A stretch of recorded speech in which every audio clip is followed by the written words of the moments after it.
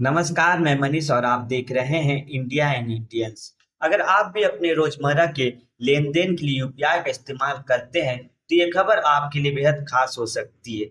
जी हाँ, national payment corporation of India यानी NPCI ने यूपीआई पेमेंट्स में बड़ा बदलाव करने का ऐलान कर दिया है।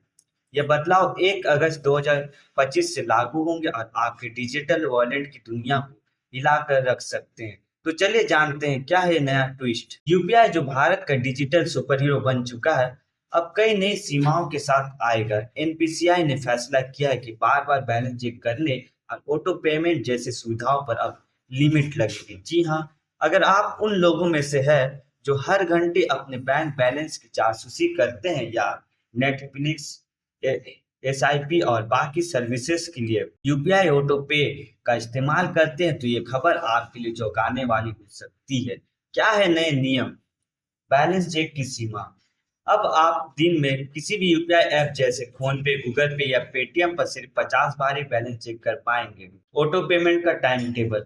ऑटो पेमेंट अब सिर्फ नॉन पीक आवर्स में ही प्रोसेस होगा, यानी सुबह 10 बजे से दोपहर 1 बजे और शाम 5 बजे से रात 9:30 बजे के बीच ऑटो पेमेंट पर ब्रेक लगेगा। इस दौरान सिस्टम को थोड़ा रेस्ट चाहिए।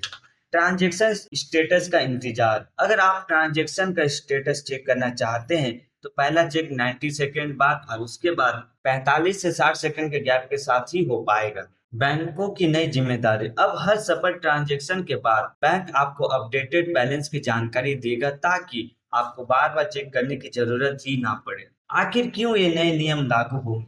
अब आप सोच रहे होंगे ये एनपीसीआई को अचानक क्या हो गया। दरअसल यूपीआई की लोकप्रियता ने इसे 2024 में भारत के 82% डिजिटल पेमेंट्स का बादशाह बना दिया। लेकिन इस भीड़-भाड़ में सिस्टम पर इतना बोझ पड़ा कि कई बार ये क्रैश हो जाता।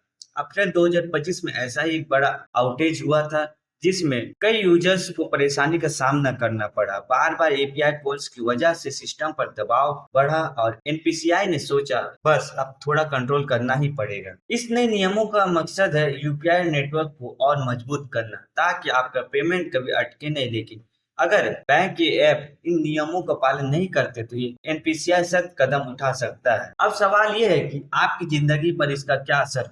ऑटो पेमेंट को नॉन पीक आवर्स में सेट करें, सुबह जल्दी या रात में देर देर से करना सही रहेगा। बैंक पर भरोसा करें, हर ट्रांजैक्शन के बाद बैलेंस अपडेट मिलेगा, तो बार बार चेक करने की आदत छोड़ दे। धैर्य रखें, अगर ट्रांजैक्शन पेंडिंग दिखे तो 90 सेकंड का इंतजार करें और जल्दबाजी से बचें। इस जरूरी जानकारी को अपने दोस्तों और परिवार के साथ जरूर शेयर करें। धन्यवाद।